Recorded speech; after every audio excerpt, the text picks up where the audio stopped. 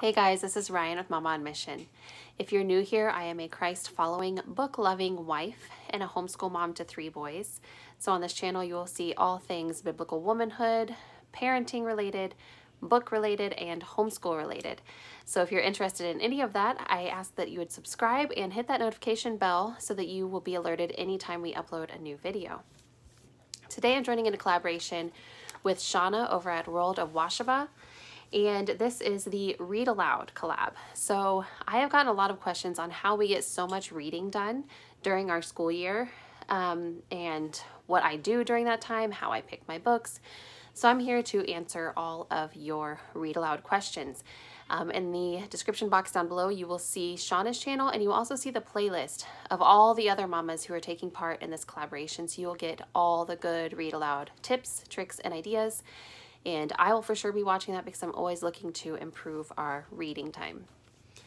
So the first question, how do you fit reading time in? First off, I would tell you, you have to schedule it. For years, I did the whole, well, we'll do all of our curriculum, get that done, and then with our leftover time, we'll read. Okay, well, by the time you get all the curriculum done at the end of the day, typically your kids don't really want to just sit down and read. They want to go play. They want to go do things. And also, you're kind of burnt out by the end of the day. If you just plan to do it after everything else, you'll never do it. At least I didn't. But also, that being said, I sprinkle it throughout my day. So yes, I do plan it, but I plan it randomly throughout my day. I don't plan it in one big chunk. We always start off our day with some sort of reading, which is why we do a morning basket. If you have not seen my morning basket video, I will link that in the iCard up above. So we start off with our morning basket, and that really helps us to get some reading time in and kind of get a slow start into our day instead of just jumping right into the textbooks. And then we also sometimes read at meal times. So when people's mouths are busy, they can listen really well. We also read before bed, so we get in that story time right before bed so that we can kind of wind down for the day. So we start our day and we end our day with reading. And of course, both those sections of reading also include Bible, so that kind of gets our hearts focused in the right spot before we tackle our day and before we go to sleep. And then another way we started doing this year, which I should have done it a long time ago, is we chose a literature-based curriculum. So there are so many of those out there. Some of the more common ones are Sunlight, which is what we're using this year. You have My Father's World, Heart of Dakota, Ambleside Online, 5 in a Row, Simply Charlotte Mason, Book Shark. The list goes on and on. But there are lots of curriculums where you're reading for history. You're reading good books for science or for whatever else. And so you automatically get your reading done. It's not, oh, let's go do history and then we'll come back and read books. You're reading books for history. So it's killing that 2 birds with 1 stone. And then, so the next question I get a lot of is, how do you know what to read? So with Sunlight, or if you have any literature-based curriculum, obviously they're going to tell you what books to read. So that part's done for us. But anything outside of that, like when it comes to what we put in our morning basket, or what just kind of fun read aloud we're doing, so we're usually doing a read aloud through Sunlight, as well as the books for the different subjects. Plus we usually have kind of our own choice of read aloud going at the same time, which is what we use kind of for bedtime and stuff like that. We read a little bit of everything. We read picture books, we read novels, we read nonfiction, we read poetry. And usually if my 2-year-old is in there with us, which more times than not he is, we will start with a picture book for sure, so that he gets that reading time in as well. And then when he gets bored, he can go off and do kind of his own thing while the rest of us sit and dive into some harder books. And how we pick our books is sometimes I'll just hear of something and I want to read it. Other times I will check Ambleside Online's website. So they are a curriculum company, but they also just have book lists online by grade that you can flip through. And then my favorite resource is Sarah McKenzie's Read Aloud Revival webpage, which I will try to link in the description down below. You can go there and she has so many different book lists. She has them by age, books more for boys, books more for girls. She has books that are just picture books. She has novels. She has books for different seasons. I mean, she has really broken down those lists, and they are a great resource to have. And then especially with nonfiction, we just go by what our kids are interested in. So our kids were really into aquatic life, ocean type stuff this past summer, I think because we went to the beach for the first time with them. And so this summer, most of our nonfiction was all about sharks and dolphins and whales and all that kind of stuff. And so especially, I mean, with any book, you can kind of go off of their interest, but I'm not going to sit and just read Minecraft books all the time. I refuse. So I especially like to let them have an opinion with nonfiction. So whatever it is that they're just wanting to really learn more about, whether it's bugs or cars or space or a certain person, Amelia Earhart, or, you know, whatever it is that they're just kind of stuck on, then get some books and explore it. And it's a great way to learn and to knock out those reading hours all at the same time. Another question I often get is, how do you get your kids to listen? So my kids are not great listeners in general. However, when it is reading time, they actually are. If you are new to read alouds, to let's sit down and read together, or if your kids are just very young, it will take some training. And I would just start in small sections. I would just say, hey, for 10 minutes, we're going to sit here and read. 10 minutes isn't a really long time, but then you can build off of that as they get to where they can sit still a little better. And I guarantee if you get books that they're interested in, you know, they're going to build up that tolerance a lot faster.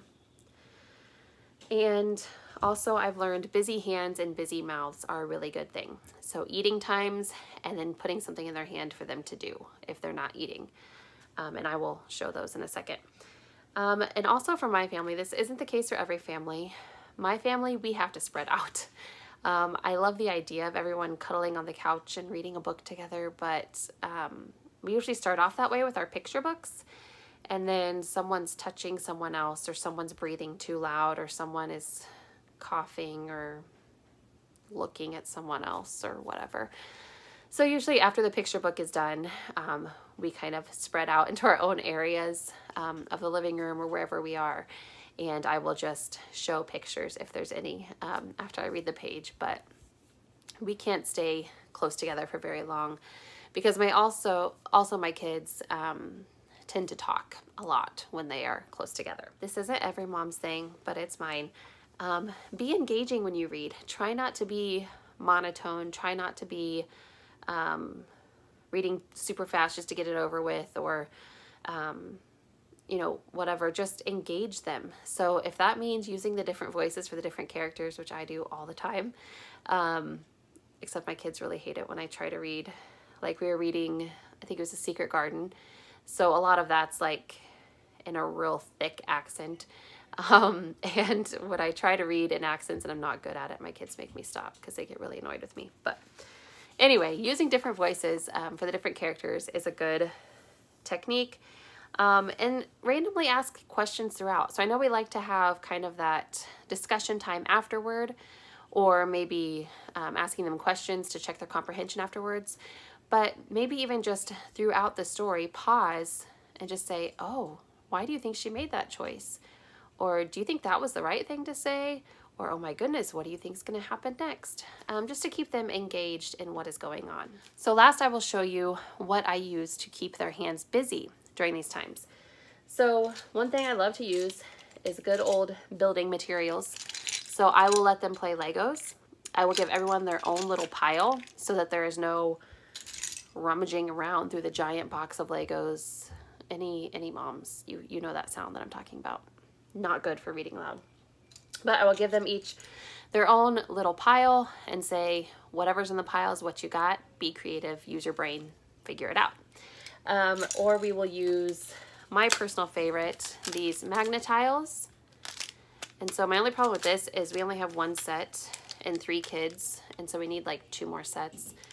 And so I'm always like, I'm going to get them for Christmas. But it's like, they're like, we're not getting anything new for Christmas if we get these. But I'm like, but you're saving so many fights because you guys won't fight over them as much. Anyway. And then second, any sort of course, I don't really recommend this for the living room in case you're just a mom that doesn't care. But any sort of squishy, manipulative stuff. So we got Silly Putty, classic Play-Doh, and then there's the glitter slime that I showed you in our back to school baskets.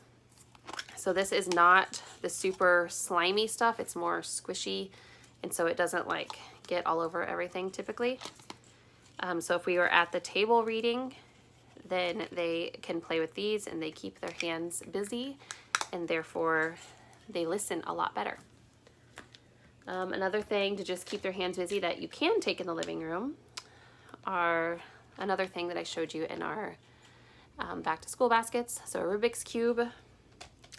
We have these little fidget cubes, have all the different buttons and spinny things and whatever. And then the classic fidget spinner. So these are all things that maybe not for a super long time would hold their attention, but it would just kind of keep their hands busy so they're not touching their siblings or moving around or wallowing all over the furniture or whatever they like to do. And then another thing is puzzles.